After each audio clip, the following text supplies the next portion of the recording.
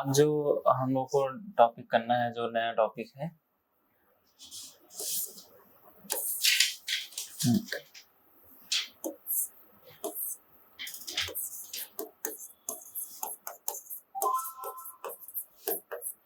Private and public administration. ठीक है, ये टॉपिक जो है आज हम लोगों को करना है। इसमें जो थिंकर पब्लिक एडमिनिस्ट्रेशन के हैं और जो पब्लिक एडमिनिस्ट्रेशन के हैं, इन पे ध्यान देना। ये क्वेश्चन आता है कि कौन से थिंकर किस पोर्शन से जुड़े हुए हैं। तो आपको पता ही होगा कि जो पब्लिक एडमिनिस्ट्रेशन है वो एक ऐसे क्षेत्र से जुड़ा हुआ है जिसमें जो जवाबदेहिता होती है, जो रिस्पॉन्सिबिलिटी होती है वो पब्लिक के प्रति होती है, और प्राइवेट जो निजी संस्थाएं होती हैं उनसे होती हैं। तो इसमें वो करिए, पब्लिक एडमिनिस्ट्रेशन हेडिंग बनाइए।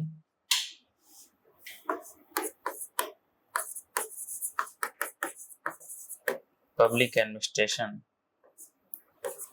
पब्लिक एडमिनिस्ट्रेशन क्या है?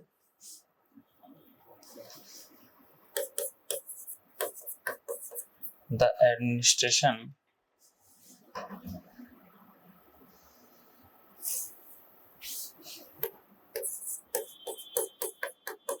working in government environment। ठीक है, गवर्नमेंट के एनवायरनमेंट में जो एडमिनिस्ट्रेशन चलता है उसको बोला जाता है पब्लिक एडमिनिस्ट्रेशन। दूसरा होता है प्राइवेट एडमिनिस्ट्रेशन। प्राइवेट एडमिनिस्ट्रेशन ये नॉन गवर्नमेंटल है, इसको आप बिजनेस इंटरप्राइजेस बोल सकते हैं। ठीक है, ये नॉन गवर्नमेंटल। हम लोगों ने जब क्लासिकल थ्योरी पढ़ा था तो हम डिफाइन कर सकते हैं कि कौन से थिंकर पब्लिक में होंगे, कौन से प्राइवेट में होंगे। अगर आप ध्यान दें, क्लासिकल थिंकर्स क्या मानेंगे, जैसे क्वेश्चन उठता है कि दोनों के बीच में डिफरेंस है या नहीं है। कुछ थिंकर हैं जो मानेंगे डिफरेंस है, जो और कुछ मानेंगे डिफरेंस नहीं है। अब क्या लगता है क्लासिकल जो थ्योरी थिंकर वो क्या मानेंगे? जो क्लासिकल, हाँ, जो क्लासिकल हम लोगों ने पढ़ा है। हाँ हाँ, क्लासिकल वाले कहने की डिफरेंस नहीं है, बिल्कुल सही है। क्योंकि उनके लिए हम लोगों ने जब भी पढ़े, हमने वेबर को पढ़ा, तो वेबर ने बात की ब्यूरोक्रेसी की, तो उन्होंने हर प्रकार की ब्यूरोक्रेसी की बात की, चाहे वो प्राइवेट हो चाहे वो पब्लिक हो। ऑर्गेनाइजेशन की जो बात की है टेलर ने, ऑर्गेनाइजेशन की जो बात की है फेयोल ने, और जो कि एडमिनिस्ट्रेशन की जो बात की है फेयोल ने 14 थ्योरी, वो हर प्रकार के एडमिनिस्ट्रेशन के लिए है, वो चाहे प्राइवेट हो चाहे पब्लिक हो, किसी भी प्रकार के हो। तो इन लोगों ने इस चीज पर बल दिया है। इसके अलावा जो चीज है, जो डिफरेंस है, अब इसमें दो प्रकार का व्यू है।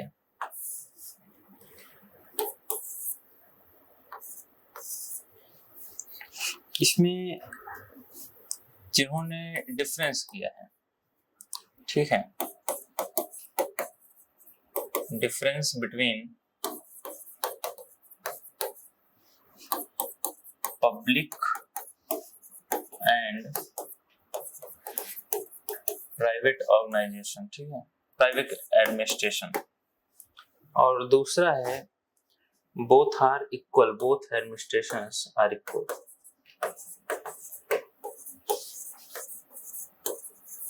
ठीक है, इसमें कुछ थिंकर आएंगे, इसमें कुछ थिंकर आएंगे, जिन्होंने डिफरेंस किया, जिन्होंने डिफरेंस नहीं किया। तो जो इक्वल कहेंगे इसमें क्लासिकल थ्योरी के सारे थिंकर आ जाएंगे, जिसमें कौन कौन थे शुरू से जो हम लोगों ने पढ़ा। शुरू से तो फ्रेडरिक टेलर, हाँ, टेलर आ जाएंगे, फेयोल आ जाएंगे। सर अगर ह्यूमन वाला देखना तो हाँ, इसमें मेयो भी आएंगे।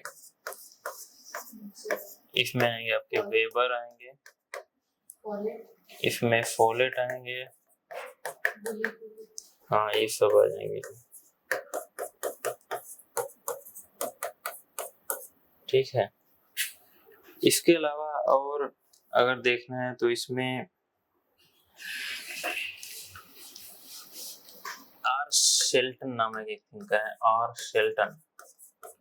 यहाँ पे क्वेश्चन आ जाता है, क्वेश्चन डायरेक्ट आएगा, 4 थिंकर का नाम दे देंगे, किसने डिफरेंस किया है, किसने डिफरेंस नहीं किया है, तो ये डायरेक्ट क्वेश्चन आ जाएगा, तो इस चीज को ध्यान रखना जरूरी है।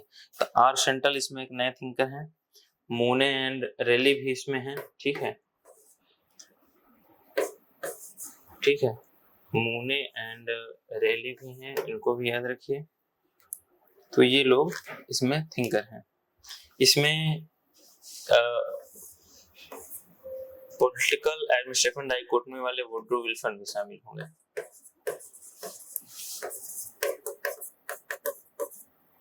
वुड्रो विल्सन मतलब जिन्होंने भी एडमिनिस्ट्रेशन को लेकर के एक एकीकृत सिद्धांत दिया है, एक होल आइडिया दिया है, वो लोग कभी भी डिफरेंस नहीं करेंगे। डिफरेंस किसने किया है? तो आप अगर आप ये बताइए कि क्लासिकल वालों ने डिफरेंस नहीं किया है, तो ये सब क्लासिकल के ही हैं, आपको पता ही है, तो इसमें ज्यादा कठिनाई नहीं होनी चाहिए। डिफरेंस किसने किया है?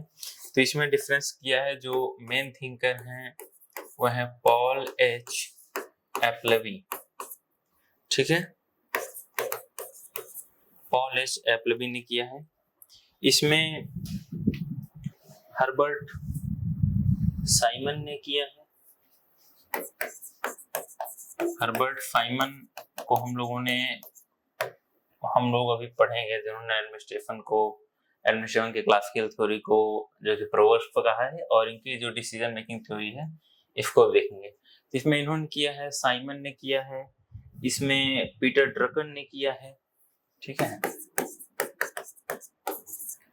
पीटर ड्रकर का भी सिद्धांत हम लोग आगे पढ़ेंगे। इसके अलावा इसमें फिलिक्स ए नेग्रो ने भी किया है। जनरली जो क्वेश्चन आता है वो आता है पॉल एच एप्लेवी से, हर्बर्ट साइमन से। ज्यादा कंफ्यूजन करता है तो क्वेश्चन ये आता है कि फेयोल ने डिफरेंस किया कि नहीं, क्योंकि फेयोल का नाम ज्यादा ये लोग देते हैं, पता नहीं क्यों है, ऐसा क्यों होता है, जबकि सभी क्लासिकल में है। पॉल एच एप्लेवी जरूर आता है, तो ये जो है बहुत ही इजी क्वेश्चन हो जाएगा, ये जनरली हर बार आता ही आता है, इसको याद रखना है।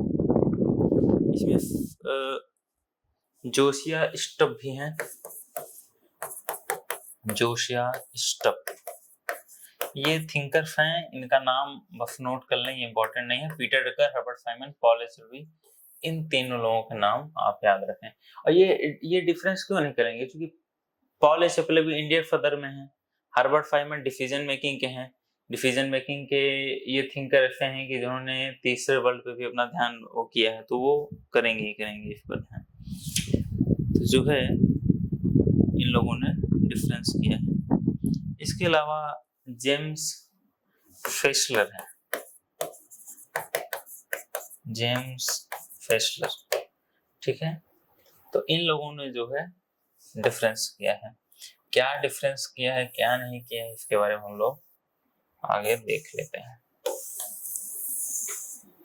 इसमें चाहे तो आप यहाँ पर ये इसी के नीचे जो है लिख भी लीजिए कि जो है कि क्लासिकल थ्योरी के सभी थिंकर्स इसको मानते हैं, इससे और भी इजी हो जाएगा। अब जो पॉल एच एप्लेवी हैं जो डिफरेंस करते हैं, वो बेसिकली 3 प्रकार के डिफरेंस है। हेडिंग बनाइए, Paul H एप्लेवी।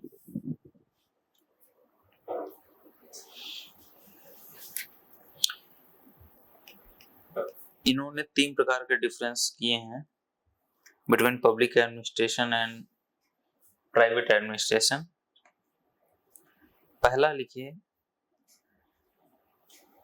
the public administration has greater scope, public administration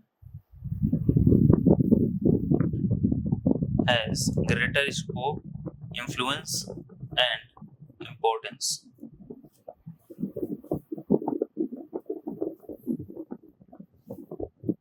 जो प्राइवेट ऑर्गेनाइजेशंस हैं वो प्राइवेट एडमिनिस्ट्रेशन है उनका आकार बहुत छोटा होता है, बहुत छोटे बहुत ही कम लोगों को इन्फ्लुएंस कर पाते हैं और उनका इम्पोर्टेंस बहुत कम है।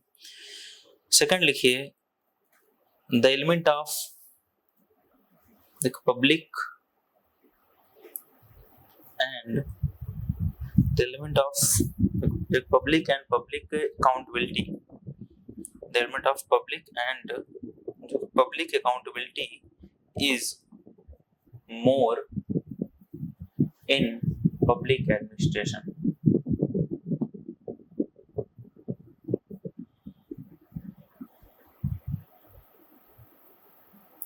And third लिखिए, political character.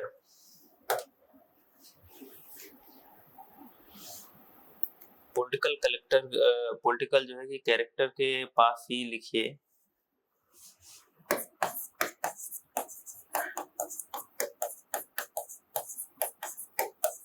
Administration is politics, administration is politics. ये जो कोटेशन है ये है एप्लवी का।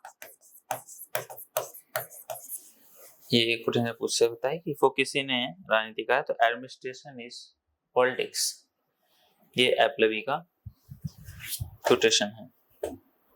इसके बाद आप लिखिए हार्वर्ड फाइनमैन के विषय में जो डिफरेंस इन लोगों ने डिफरेंस किया है, तो उसका क्या डिफरेंस का क्या आधार है, क्या बेसिस है डिफरेंस का। तो अब आप लिखिए हार्वर्ड साइमन का। हार्वर्ड साइमन ने भी दो प्रकार का किया है, एक तो एक पब्लिक एडमिनिस्ट्रेशन का, दूसरा प्राइवेट का। तो पब्लिक एडमिनिस्ट्रेशन का एंड प्राइवेट एडमिनिस्ट्रेशन का। जो पब्लिक एडमिनिस्ट्रेशन में लिखिए नंबर 1 ब्यूरोक्रेटिक,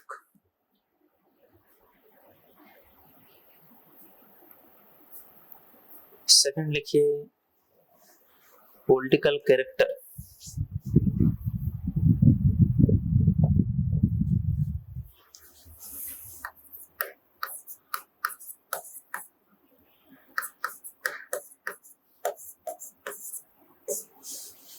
थर्ड है inaction and suffering from red tap. ठीक है, रेड टैपिज्म, जिसको लाल फीताशाही बोला जाता है। इनएक्शन आप जो है कि कर्मण्यता, और सफरिंग फ्रॉम रेड टैपिज्म, लाल फीताशाही। ठीक है, लाल फीताशाही का मतलब समझते हैं ना, जो फाइलों पर वो पेपर वर्क उसमें बहुत ज्यादा होता है, उसको लाल फीताशाही बोला जाता है। दूसरा प्राइवेट में लिखिए फर्स्ट है कि जो है कि बिजनेस पैटर्न,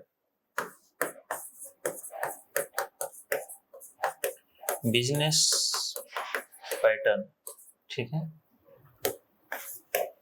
सेकंड ए पॉलिटिकल इन कैरेक्टर, ए पॉलिटिकल मीन्स जो पॉलिटिकल नहीं है, ए पॉलिटिकल इन कैरेक्टर।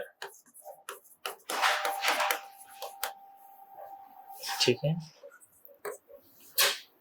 जो आप लोगों का सिलेबस है ग्रेजुएशन में, उसमें है पब्लिक एडमिनिस्ट्रेशन।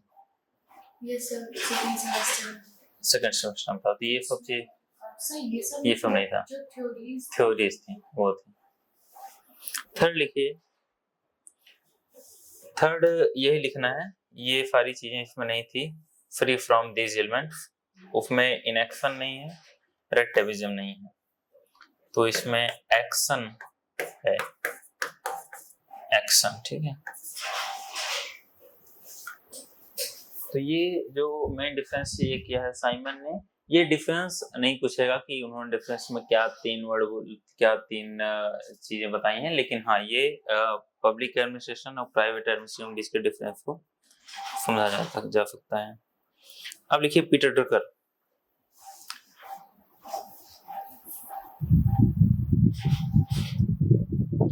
पीटर ड्रकर में लिखिए,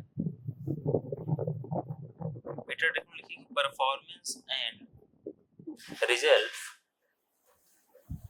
performance and results is in government organizations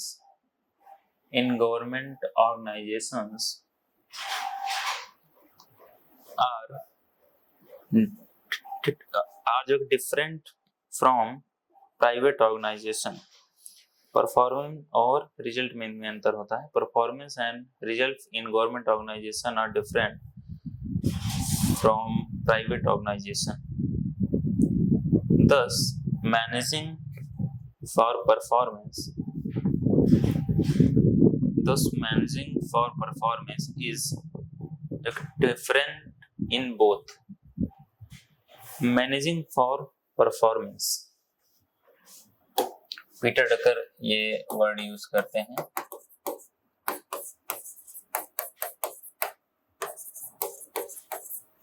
managing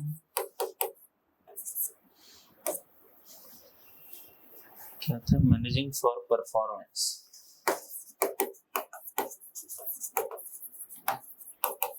क्योंकि परफॉर्मेंस की कोई भी बात तो इसमें नहीं आती है. जैसे पब्लिक एडमिनिस्ट्रेशन में काम होना चाहिए, इस पे ज्यादा बल दिया जाता है, जबकि परफॉर्मेंस को मैनेज करने की जो बात आती है वो आती है प्राइवेट ऑर्गेनाइजेशन में. अब आप एक जनरल जो डिफरेंस होना चाहिए दोनों के बीच में, ये डिफरेंस को लिख देते हैं. एक तरफ आप लिख लीजिए पब्लिक एडमिनिस्ट्रेशन, एक तरफ आप लिख लीजिए प्राइवेट. ठीक है. और पब्लिक एडमिनिस्ट्रेशन के नीचे लिखिए पॉलिटिकल नेचर,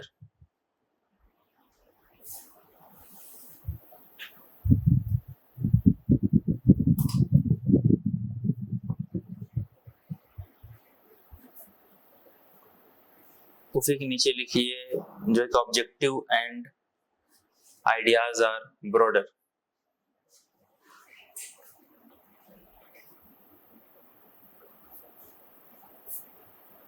फिर उसी के नीचे लिखिए accountability to the public.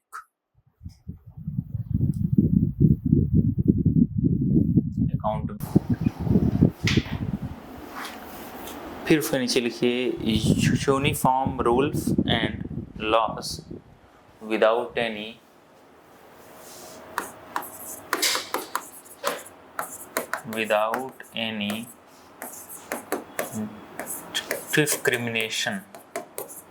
discrimination, without any discrimination. ठीक है.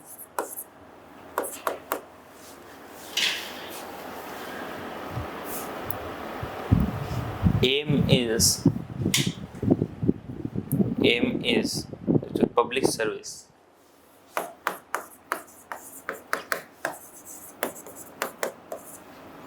ठीक है. Aim is public service. फिर इसके बाद एक चीज आती है जो कि इम्पोर्टेंट भी है, एनोनिमिटी. एनोनिमिटी का मतलब होता है अनामता. एक दिन उन्होंने चर्चा भी किया था कि जैसे होता क्या है कि एडमिनिस्ट्रेशन जब कोई काम होता है तो लोग काफ़ी बढ़ चढ़ कर बताते हैं कि हमने किया है, या वो यूट्यूब में वीडियो डालते हैं. तो इसमें क्या होता है, एनोनिमिटी रखनी होती है, वरना फिर इसमें जो एक एक्शन भी होता है तो इसमें किसी प्रकार का आपको प्रचार नहीं करना है. एनोनिमिटी इसकी एक विशेषता है. तो कई बार अगर आए कि क्वेश्चन में कई सारे ऑप्शन और उसमें एनोनिमिटी लिखा हो तो वो पब्लिक एडमिनिस्ट्रेशन का एक लक्षण है. ठीक है. उसके नीचे एक और लिख लीजिए कि जो कि ट्रांसपेरेंट या पारदर्शी होती है. ठीक है. आप प्राइवेट में लिखिए पॉलिटिकल नेचर था इसका, उसका हो जाएगा ए पॉलिटिकल नेचर.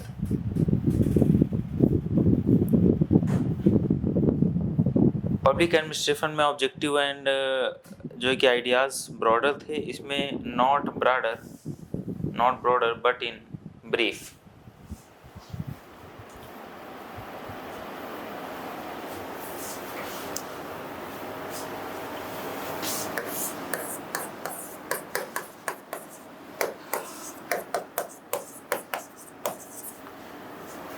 इसमें रूल क्या थे कि डिस्क्रिमिनेशन नहीं था, विदाउट एनी डिस्क्रिमिनेशन। इसमें क्या है कि डिस्क्रिमिनेशन होता है, ठीक है।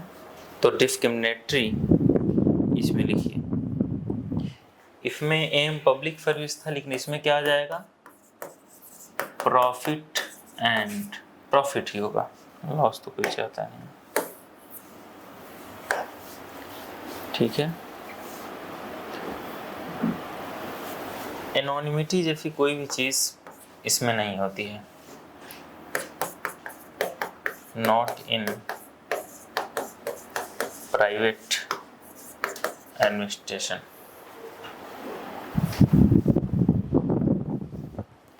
और ये क्या है, ट्रांसपेरेंट, तो इसमें हो जाएगा नॉट मोर ट्रांसपेरेंट।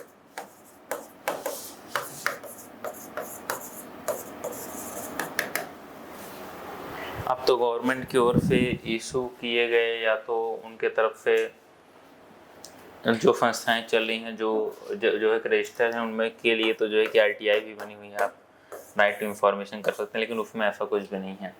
अगर प्राइवेट हैं और कुछ अगर गवर्नमेंट तरफ से रिकॉग्नाइज है तो फिर हो सकता है, नहीं तो नहीं। तो ये जो है मेनली डिफरेंस है इसमें। जहाँ क्वेश्चन आता है एक तो यहाँ से आ सकता है, और दूसरा जो उन्होंने थिंकर पढ़ा, तो थिंकर क्लियर हैं, जो क्लासिकल होंगे उसी सपोर्ट करेंगे, जो नहीं होंगे सपोर्ट नहीं करेंगे, ठीक है। अब ये तो हुआ जिन लोग जो इस चीज़ में डिफरेंस मानते हैं, लेकिन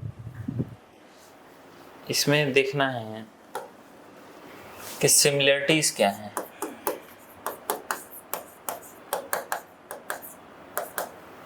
सिमिलरिटीज इसलिए जरूरी है चूँकि उसमें भी थिंकर हैं, वो भी सिमिलरिटीज माने हैं। तो इसमें हेनरी फ्योल का नाम आता है।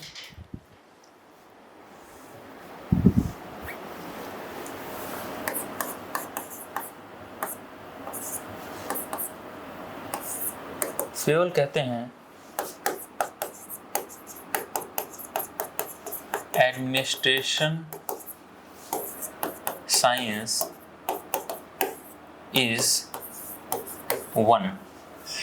क्योंकि देखिए ये बेसिक चीज़ है कि अगर कोई 14 थ्योरी दे रहा है एडमिनिस्ट्रेशन का, तो ये नहीं चाहेगा ना कि वो अलग अलग थ्योरीज अलग अलग जो कि एडमिनिस्ट्रेशन क्यों लाए, क्योंकि अल्टीमेटली ऑर्गेनाइजेशन होता है, ऑर्गेनाइजेशन के लिए एडमिनिस्ट्रेशन होता है, दोनों में हायरार्की होती है, दोनों में ही कुछ चीज़ों का उत्पादन होता है, उसमें मनी का उत्पादन हो रहा है, इसमें पब्लिक सर्विस का उत्पादन हो रहा है। प्रोडक्शन में जो पब्लिक एडमिनिस्ट्रेशन में हम किस चीज़ का प्रोडक्शन करते हैं वह पब्लिक सर्विस, जबकि हम प्राइवेट में क्या करते हैं, प्रॉफिट, पैसे का वो करते हैं। तो और इसके अलावा ये इनका एक थ्योरी और था, अगर आपको याद हो, फ्योल का ही 14 सिद्धांत के साथ में एक ये पढ़ा था। इसमें क्या था, इसका एक एक अगर इसको ओपन करें तो पी से प्लानिंग था,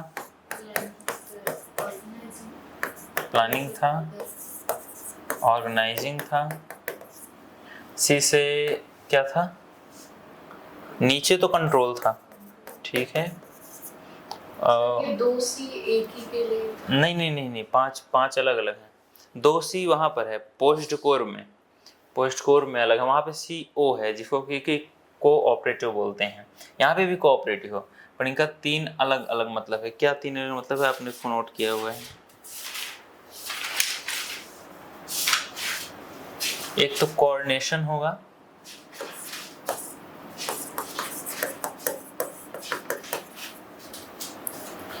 प्लानिंग, ऑर्गेनाइजिंग, कमांडिंग। हाँ कमांडिंग है, तो ये बीच में जो है कमांडिंग होगा, कोऑर्डिनेशन, कंट्रोल होगा। ये आपको याद रखना है कि कंट्रोल हमेशा लास्ट में रखना है। एक बार इन लोगों ने पूछ लिया था कि 4 ऑप्शन दिए, उसमें पहले प्लानिंग लिखा, ऑर्गेनाइजेशन लिखा, बाद में 3 को इतना आगे पीछे किया और कोई भी चीज़ पर ध्यान नहीं देता था, जो कि तीनों जो है कि CC है, लेकिन आपको याद रखना है कि लास्ट में कंट्रोल है, ठीक है। तो ये फ्योल का कहने का मतलब ये है कि अगर ये चीज़ है तो ये एक हर प्रकार के जो है कि एडमिनिस्ट्रेशन मिलेगा, चाहे वो पब्लिक हो चाहे वो प्राइवेट हो। तो ये इनका जो तर्क है वो ये है कि मेरा मॉडल PU+C का जो मॉडल है ये हर एक प्रकार के एडमिनिस्ट्रेशन में लागू होता है, इसलिए इस पर भी ध्यान देना चाहिए। ये बात करते हैं। इसके अलावा तो और इसके अलावा ये भी कहते हैं कि जो पोस्ट कोर है,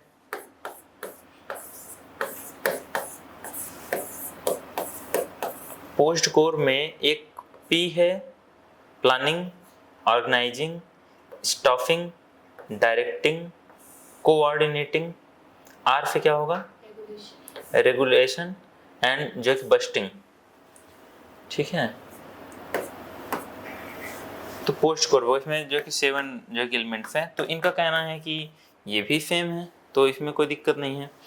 और एक ही और वो तो ये पहला इनका तर्क रहता है कि पीओ ट्रिपल से ये सब में लगता है, ये पोस्ट कोर सभी में लगता है। और जो एक और बात करते हैं वो ये कहते हैं कि हायरार्की सिस्टम बोथ में है।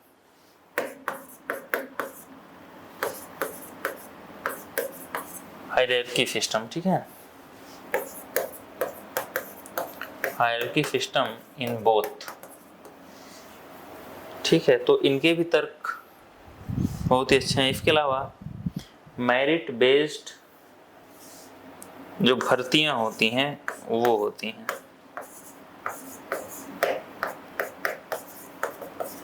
Merit based recruitment. ठीक है,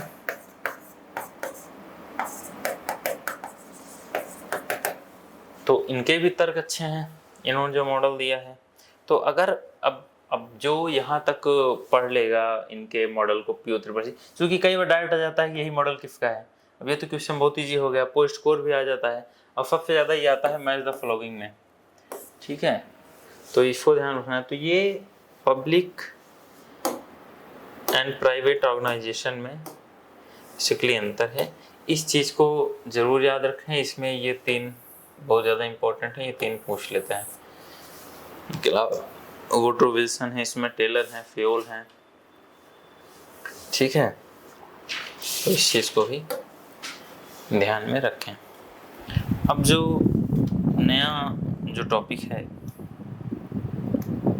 वो टॉपिक है सिस्टम थ्योरी।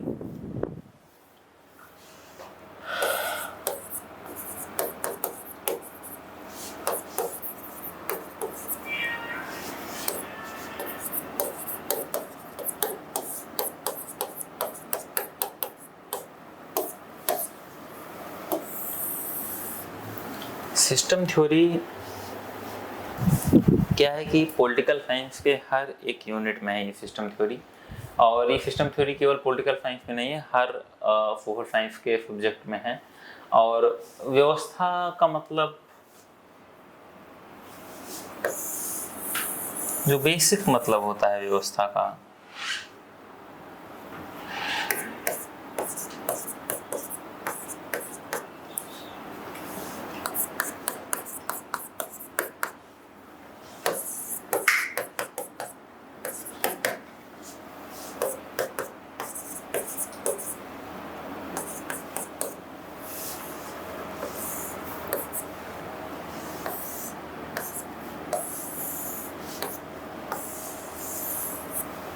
ठीक है, ये एक बेसिक मतलब होता है किसी भी सिस्टम का। ये मैं इसलिए बना रहा हूँ कि ये किसी प्रकार का सिस्टम होगा। अगर आप इसे एक जो है कि गवर्नमेंट का सिस्टम मान के चलें तो विभिन्न प्रकार की मांगें होती हैं। वो मांगें जब गवर्नमेंट से की जाती हैं तो फिर वो प्रोसेस कहाँ पर होती हैं, तो हमारे पार्लियामेंट में होती हैं, जिस पर कानून वगैरह बनते हैं।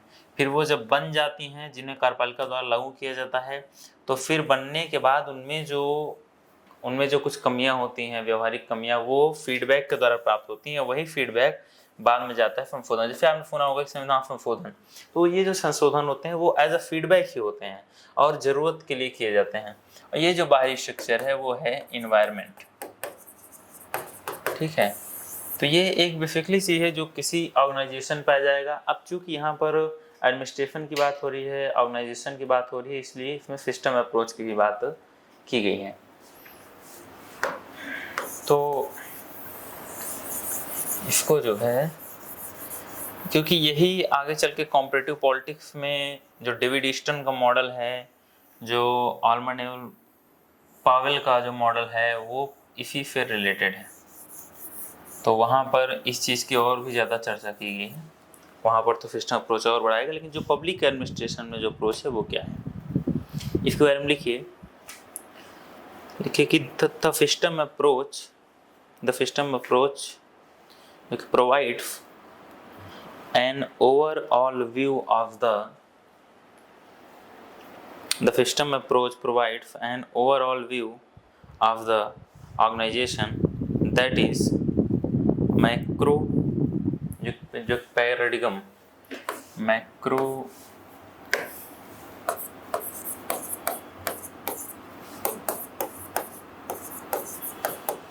पैराडिगम बोलते हैं प्रतिमान,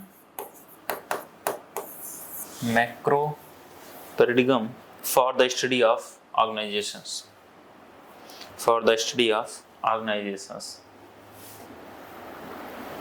ठीक है।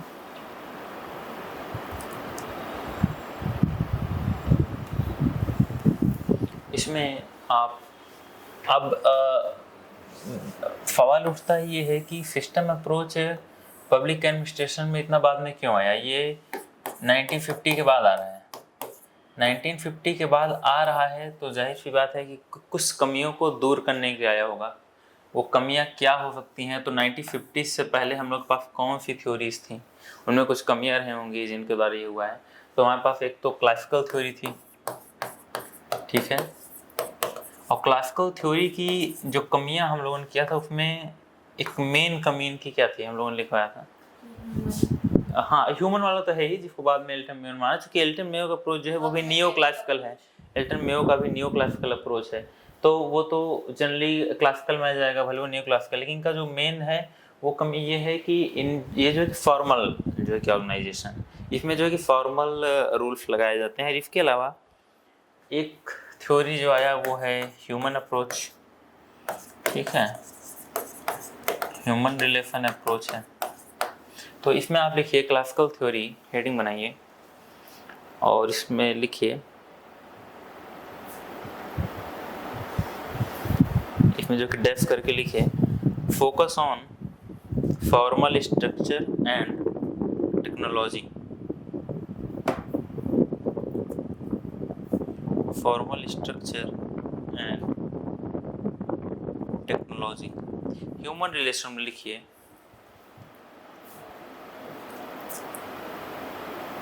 Focus on social, focus on जो कि सोशियो साइकोलॉजिकल, सामाजिक मनोवैज्ञानिक,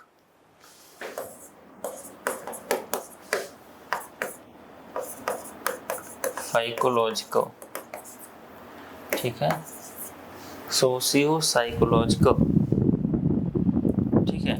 अब नीचे हेडिंग लिखिए जो है कि system theory. System theory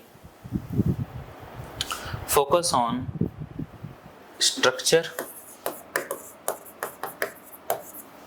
focus on technology,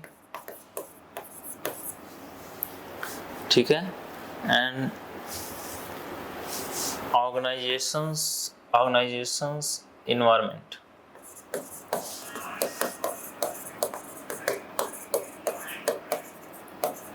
organisations environment, ठीक है। तो ये तो सिस्टम अप्रोच हमेशा ये कहता है कि कुछ कमियां थी जिसको न क्लासिकल में दूर किया गया न ह्यूमन में दूर किया गया, तो इसमें दूर किया जाएगा। तो इसमें एक ओवरऑल व्यू सिस्टम अप्रोच में लाया गया। तो ये इनके लक्षण हैं। अब ये कब जो है कि स्टार्ट हुआ, बेसिकली शुरुआत कब से हुई है,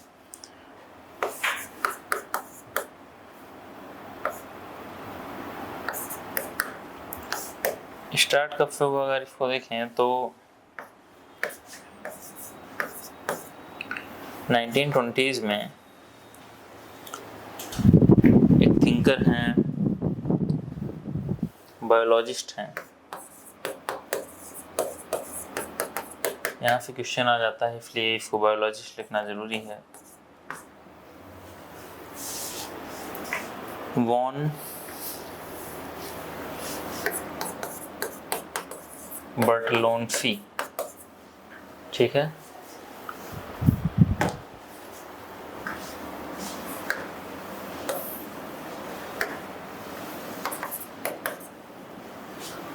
ठीक है, इन्होंने सर्वप्रथम इसको जीव विज्ञान में अप्लाई किया है, जूलॉजी में। पूरा नाम है लुडविक वॉन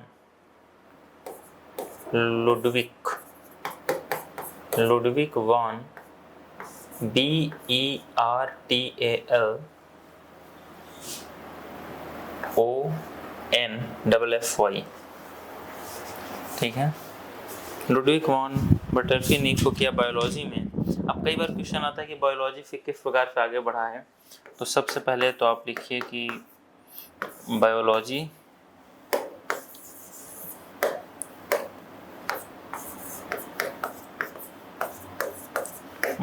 में आया। बायोलॉजी से फिर ये एंथ्रोपोलॉजी में गया, एंथ्रोपोलॉजी से ये सोशियोलॉजी में गया, फिर ये साइकोलॉजी में गया,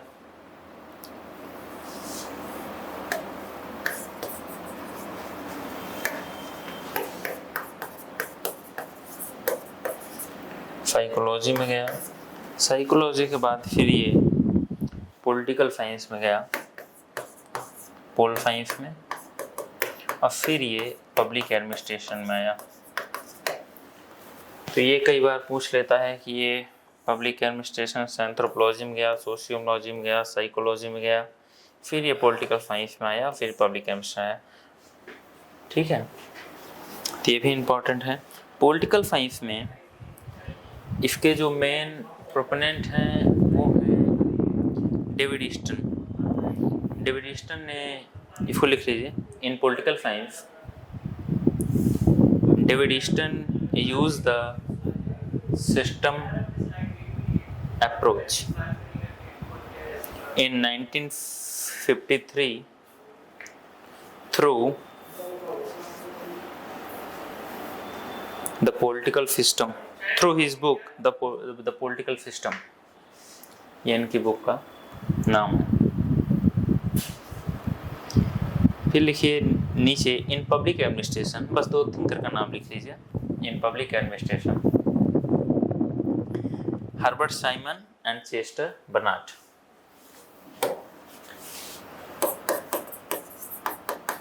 पब्लिक एडमिनिस्ट्रेशन में हर्बर्ट साइमन, चेस्टर बर्नार्ड, ठीक है। हर्बर्ट साइमन डिसीजन मेकिंग में भी आगे आएंगे, और चेस्टर बर्नार्ड जैसे हम लोग जानते हैं कि भारत में व्यवहारिक आंदोलन से जुड़े हुए हैं, पब्लिक एडमिनिस्ट्रेशन में बिहेवियरल अप्रोच से भी, तो ये दो लोग आएंगे।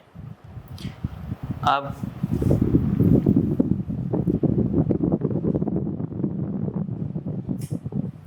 इसमें एक थिंकर और आएंगे, वैसे वो पब्लिक एडमिनिस्ट्रेशन के नहीं हैं, लेकिन फिर भी इनका नाम है टेलकट पार्सन्स। आपने नाम सुना होगा टेलकट पार्सन्स का। टेलकट पार्सन्स का एक कोटेशन है, इसको लिखिए। The concept that refers both to a complex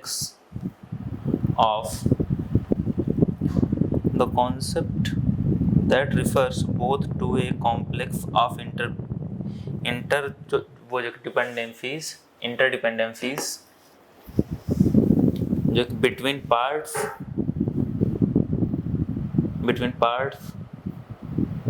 फिर लिखेगी components and जो processes, between parts, फिर जो है कि components and जो कि process that involves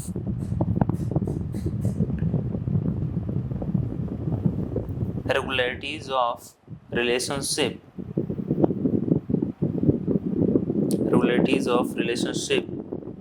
and a similar type of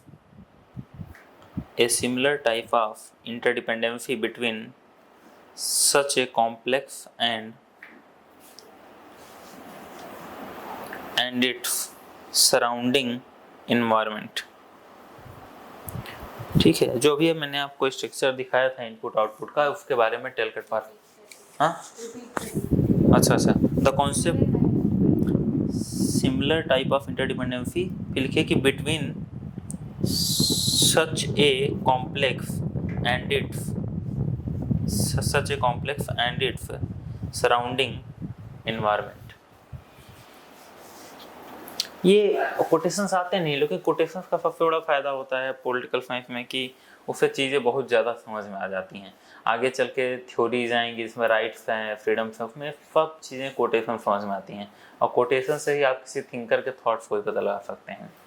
जैसे कि जब अरिस्टोटल पढ़ेंगे तो उनका जो फेमस कोटेशन है वो इस बारे में बताता है कि अरिस्टोटल चाहते थे कि एक अच्छे जो है कि समाज की स्थापना हो, सोसाइटी की स्थापना हो, जबकि प्लेटो के जितने भी कोटेशन है उसमें ये नज़र आता है कि प्लेटो का जो मेन लक्ष्य था वो था न्याय का, जस्टिस का, तो इसलिए कोटेशन बहुत ज़रूरी है। तो टेलकट पार्सन्स का ये था। अब इसमें लिखिए एक जो सिस्टम होता है उसके पार्ट्स क्या होते हैं। तो एक सिस्टम के 5 पार्ट्स होते हैं। अब जो 5 पार्ट्स में जो कुछ पार्ट्स तो आपको पता भी चल चुके हैं जो भी हम लोगों ने चर्चा किया था। तो इसमें पहला लिखिए इनपुट, इनपुट के बाद क्या आएगा प्रोसेस, फिर आउटपुट, फिर फीडबैक, ठीक है, फिर क्या आएगा इन्वायरमेंट, ठीक है। तो ये 5 मेन जो है इसके वो हैं, ठीक है। अब जो सिस्टम भी कई प्रकार के होते हैं, सिस्टम के प्रकार, सिस्टम भी कई प्रकार के होते हैं। सिस्टम जो है 2 प्रकार के आपने सुने होंगे, open and closed. Open system and closed system. क्या होता है ओपन सिस्टम, क्लोज्ड सिस्टम, उसको भी हम लोग देखेंगे। ओपन सिस्टम में लिखिए social and biological system.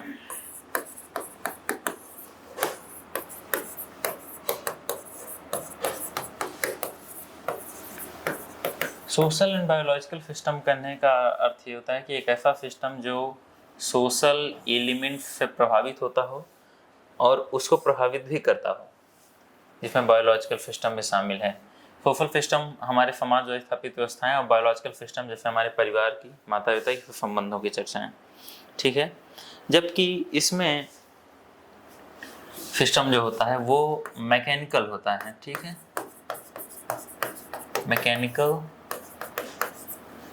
Mechanical होता है, एंड जो कि फिजिकल होता है, फिजिकल, ठीक है, मैकेनिकल एंड फिजिकल व्यवस्था होता है, इसलिए इसको क्लोज सिस्टम बोला जाता है। ओपन सिस्टम में लिखिए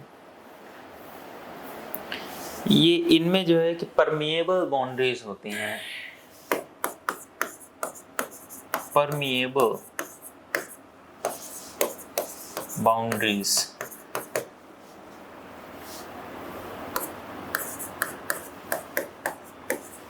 पारगम्य सीमाएं, इसका अर्थ जानती हैं सर? मतलब जिससे हम आगे बढ़ सकते हैं, लाइक टेम्परेरी हो सकता है। हाँ वही है, हाँ फिक्सल, हाँ वही बाउंड्रीज हैं जिन बाउंड्रीज से हम आगे निकल सकें, तो परमिएबल बाउंड्रीज हैं। इसमें पारगम्य है, जिसके पार हम जा सकें, ऐसी बाउंड्रीज नहीं है, ठीक है। जबकि इनमें कैसी बाउंड्रीज है, तो ये हैं इम्परमिएबल बाउंड्रीज हैं, ये इनमें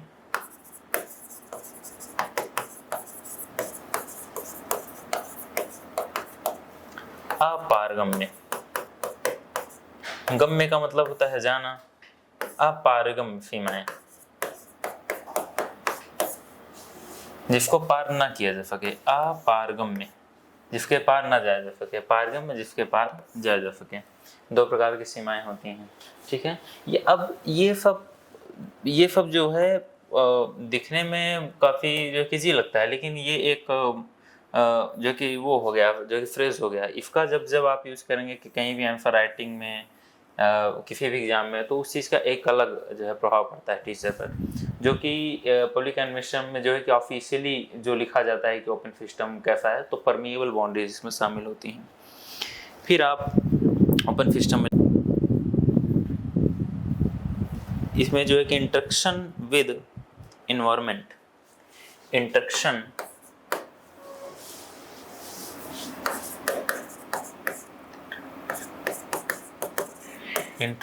विद इन्वायरमेंट, इसमें क्या होता है कि निरंतर अपने इन्वायरमेंट से बातचीत जारी रहती है। हम लोग जब भी घर में जाते हैं या तो कहीं भी बाहर रहते हैं, तो हम निरंतर किस चीज़ से प्रभावित होते रहते हैं, तो अपने वातावरण से हम लोग प्रभावित होते रहते हैं।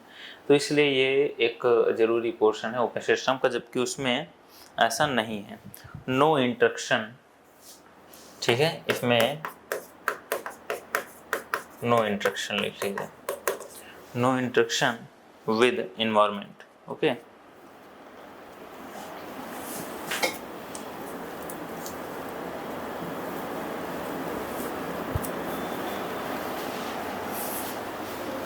अब इस चीज़ को और अच्छे से जानने के लिए कि सिस्टम क्या है, इसमें एक जो स्ट्रक्चर है उस चीज़ का हम लोग निर्माण करेंगे।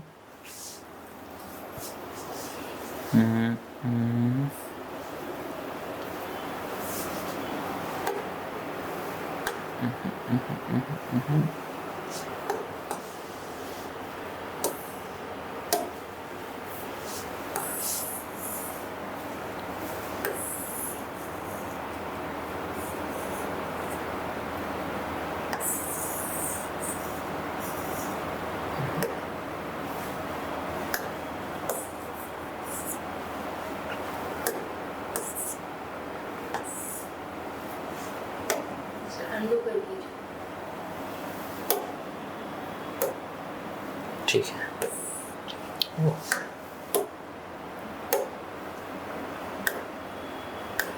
काफ़ी सारे शेप बनाने हैं इसमें।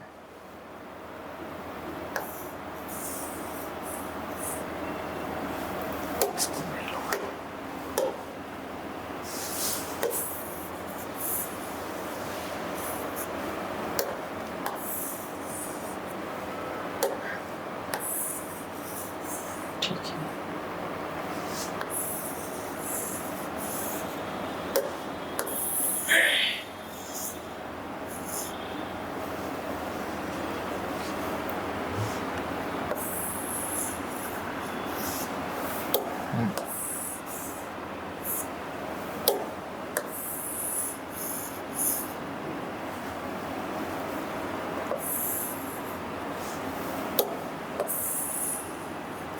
ठीक है।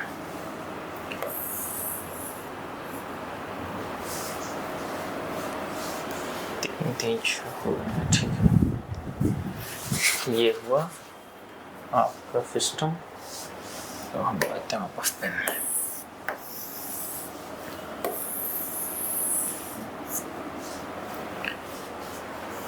ठीक है, ये आपका है इन्वायरमेंट, ई से इन्वायरमेंट, ओके।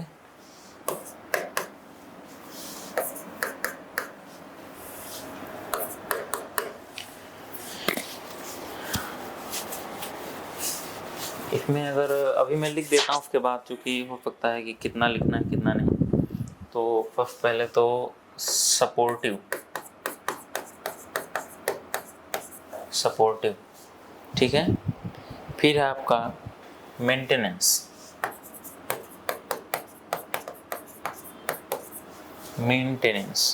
फिर है आपका एडॉप्टिव,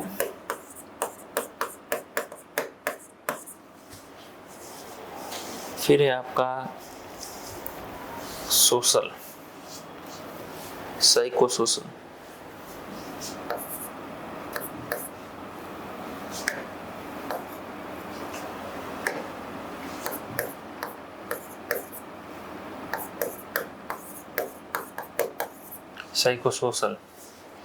फिर है आपका स्ट्रक्चरल।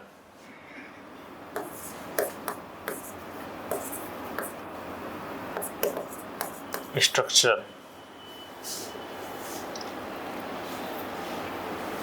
फिर है आपका टेक्निकल।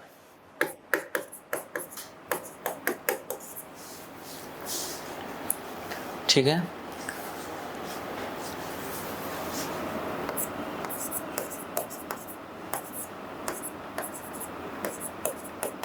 मैनेजमेंट सब सिस्टम।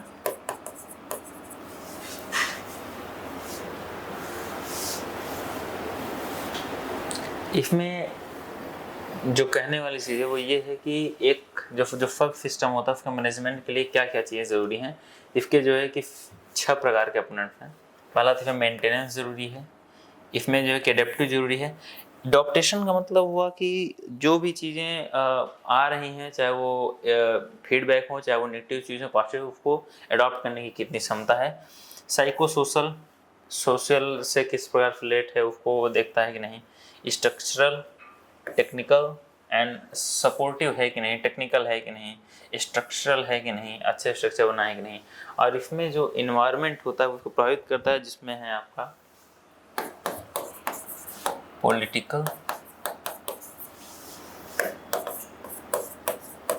इकोनॉमिक, ठीक है,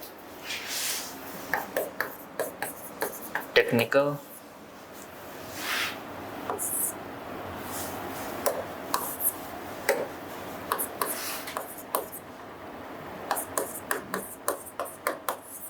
साइको सोशल, ठीक है, नहीं ये सोशियो कल्चर।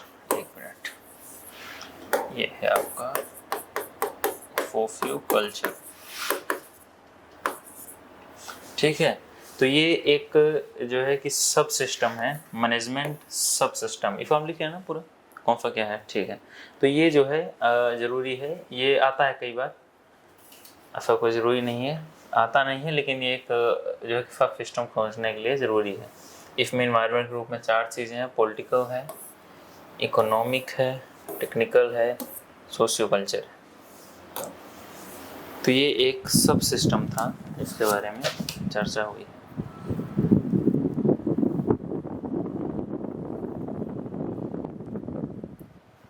उसमें जहाँ पर आपने इसका डेवलपमेंट लिखा है,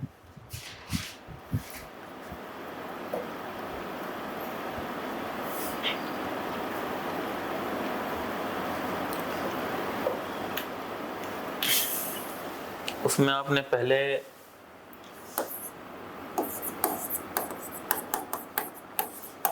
जो है कि लुडविग वॉन बर्टलेंसी को लिखा होगा ना, ठीक है, जिन्होंने सबसे पहले प्रयोग किया था बायोलॉजी में। फिर उसके बाद आपने पब्लिक एडमिनिस्ट्रेशन के हिसाब से इसको लिखिए। इसमें फिर आप लिखिए MP फॉलेट को, इसको ऐसे ही बना लीजिए, या तो हाँ वही नीचे ही उसके डेवलपमेंट में पब्लिक एडमिनिस्ट्रेशन किस प्रकार से हुआ।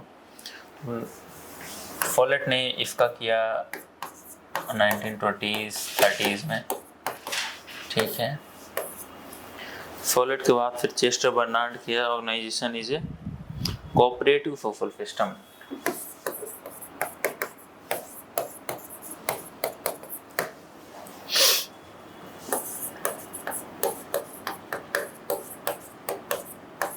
Organisation is a cooperative social system. Chester Barnard हम लोग को कम्युनिकेशन में भी पढ़ना है, ये उनका कोटेशन है, इम्पोर्टेंट है, क्योंकि ये पूछ सकता है ऑर्गेनाइजेशन को किसने कोऑपरेटिव सोशल स्ट्रक्चर का है, तो ये इन्होंने सिस्टम का है, इन्होंने कहा है।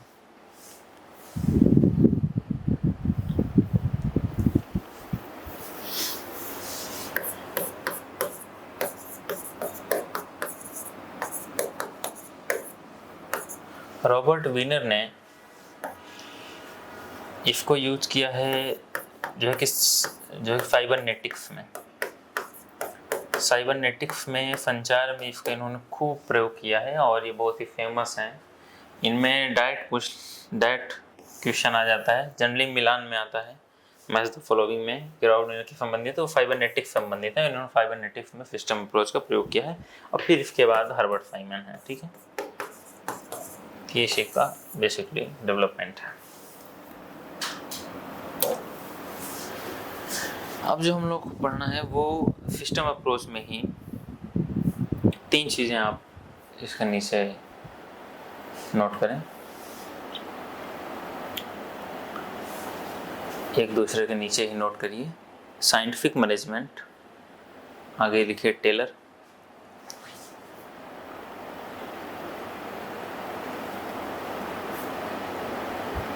नीचे लिखिए ब्यूरोक्रेटिक मॉडल, मैक्स वेबर।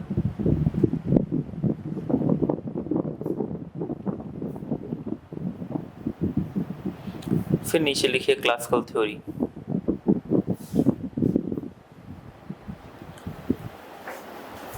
इनमें लिखिए निग्लेक्ट द इनफॉर्मल। इन तीनों में, इन तीनों को ऐसा कर दीजिए, ऐसा करके लिखिए, तीनों को लिखिए कि neglect the informal relations and environment factor. Neglect the informal जो है कि अनौपचारिक, यानी कि जिसने भी सोशल स्टैटस उनको ध्यान नहीं दिया, इन्वायरमेंट ध्यान नहीं दिया। Neglect the informal relations and environment factor. इसीलिए इसमें क्या किया गया कि कभी कभी जो क्लासिकल अप्रोच है इसको जो है कि यूनिवर्सल जो है कि डिज़ाइन थ्योरी बोल देते हैं लोग इसकी आलोचना करने के लिए। डिज़ाइन थ्योरी का अर्थ ये हुआ, यूनिवर्सल डिज़ाइन थ्योरी ये बोला जाता है क्लासिकल अप्रोच की, इसकी आलोचना में। इसीलिए इसको कभी कभार, चूँकि इन लोगों ने क्या किया कि इन लोगों ने केवल डिज़ाइन में ध्यान दिया कि आप PO/CCC का ये 5 लागू कर दीजिए, आप जो है कि पोस्ट कोर का लागू कर दीजिए, ठीक है, तो आपका स्ट्रक्चर बन जाएगा। तो इन्होंने एक जो है कि डिज़ाइन स्थापित किया, ठीक है, जो बहुत ही ज़्यादा फॉर्मल है, उसमें किसी भी चीज़ की एंट्री नहीं है बाकी चीज़ों की। तो ये काफ़ी डिज़ाइन जैसा हुआ। नीचे लिखिए कोटेशन, लिखिए कि द सिस्टम अप्रोच जो है कि considers the informal relations and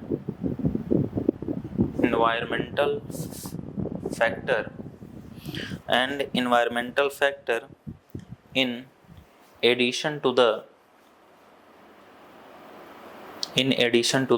formal structure of the organization.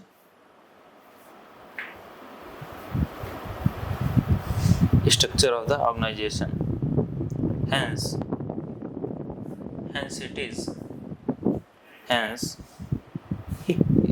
लिखिए कि it is also known as the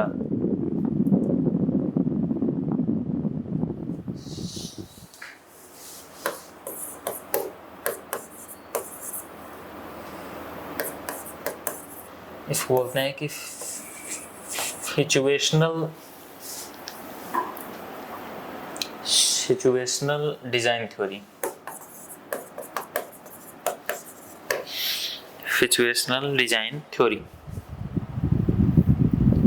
ठीक है, इसको आपने समझा। इसने जो है कि इस चीज़ से क्यों जोड़ा, सिचुएशन से जोड़ने का अर्थ है कि अगर आप किसी सिस्टम में आप फीडबैक ला रहे हैं तो, और कोई सिस्टम अपने इनपुट पे चल रहा है, आउटपुट पे चल रहा है, तो वो क्या है कि विभिन्न प्रकार की मांग है, सिचुएशंस हैं, उसके आधार पर चल रहा है। तो इसको जो है कि ये बोला जाता है सिचुएशनल डिज़ाइन थ्योरी, और उसकी वो लोग आलोचना करते हैं कि वो यूनिवर्सल डिज़ाइन थ्योरी वैसे है जो कि कुछ माने हुए चीज़ों पर काम करता है। अब आगे आप लिखिए चेस्टर बर्नार्ड हेडिंग डालिए, क्योंकि चेस्टर बर्नार्ड के मेन थिंकर्स में से एक हैं।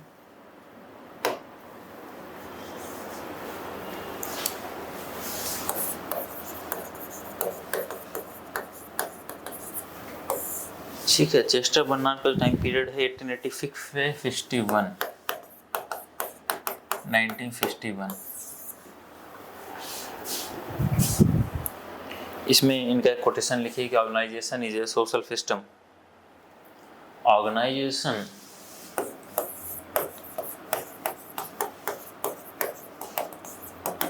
Is a social system.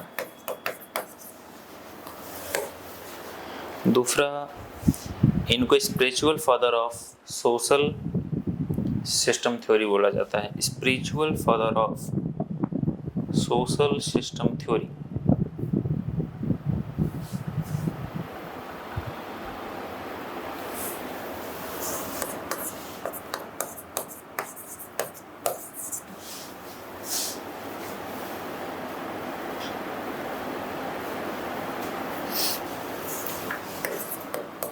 इसको आप लोग क्या बोलते हैं? PIONEER।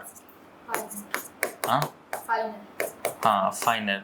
ये अग्रणी माने जाते हैं, फाइनर ऑफ इन द, इसको क्यों लिखेंगे भाई, in the behaviour movement in public administration, behavioural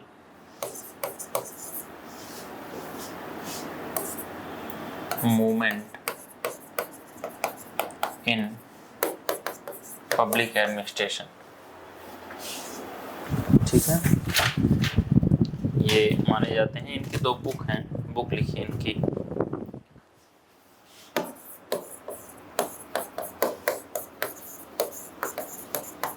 the function of executive, the function of executive,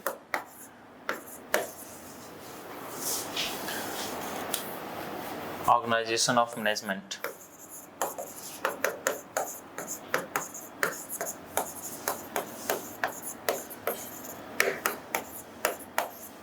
nineteen 48।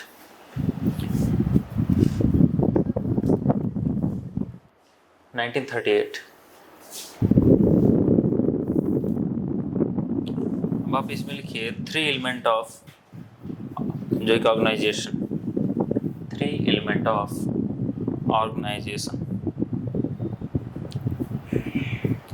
First है एक कम्युनिकेशन, सेकंड है विलिंगनेस, विलिंगनेस बोलते होते हैं इच्छा शक्ति। ठीक है, विलिंगनेस टू जो कि कोऑपरेट, विलिंगनेस टू कोऑपरेट। और थर्ड है कॉमन ऑब्जेक्टिव।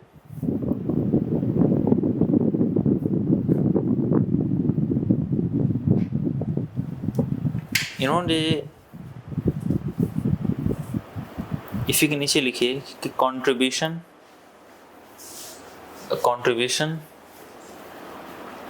फिर लिखिए कि सेटिस्फैक्शन,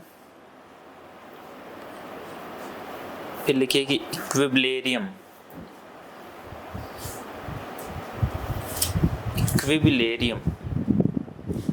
यानी कि संतुलन। तो कंट्रीब्यूशन योगदान, सेटिस्फैक्शन संतुष्टि, और इक्विलिब्रियम यानी कि संतुलन। ये विचार चेस्टर बर्नार्ड का। इसके नीचे लिखिए concept of authority. Concept of authority का मतलब होता है, हम लोगों ने स्ट्रक्चर पढ़ा था हायरार्की का, जिसमें अथॉरिटी यहाँ शुरू होती है और यहाँ तक जाती है, जबकि ये कहते हैं कि नहीं, हमें डाउन टू टॉप मॉडल अपनाना होगा। तो कॉन्सेप्ट ऑफ अथॉरिटी का आगे लिखिए डाउन टू अप। ठीक है, zone of indifference, zone of indifference,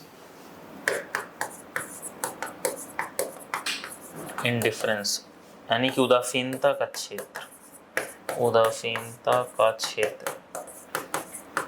यह इसलिए कहा जाता था कि अगर आप अपने जो है कि अधीनस्थों, यानी कि जो आपके अंडर में काम करते हैं, अगर आप उनके जो है कि बात को तुरंत मान जाते हैं, तो यार तो ऐसा कहा जाता है कि आप जो है कि जोन ऑफ इंडिफरेंस में आप उदासीनता के क्षेत्र में हैं। उदासीनता का क्षेत्र, ये क्वेश्चन आ जाता है कई बार, जोन ऑफ इंडिफरेंस लिखा रहेगा और चेस्टर बर्नार्ड का ऑप्शन में नाम रहेगा। तो लिखिए जोन ऑफ इंडिफरेंस। इसका मतलब क्या होता है कि ये कब जन्म लेता है, जब आपके पास केवल यही रास्ता बचता है कि आप अपने बॉस की बात को मानें। इसको बोलते हैं उदासीनता का क्षेत्र। फिर आप लिखिए ठीक है, इसी में ऑर्गेनाइजेशन में ये बात करते हैं डिसीजन मेकिंग की भी।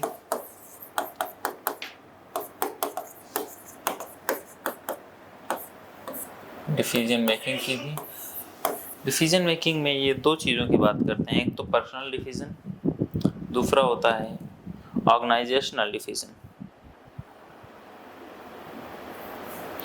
पर्सनल डिसीजन में लिखिए जो है कि कैन नॉट बी डेलीगेटेड, इसको प्रत्यायोजित नहीं किया जा सकता है। Can not be delegated.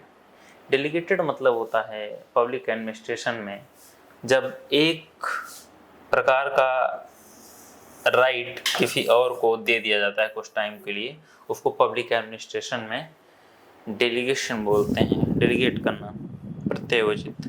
And जो है कि ऑर्गेनाइजेशनल डिसीजन में लिखिए जो कि कैन बी डेलीगेटेड।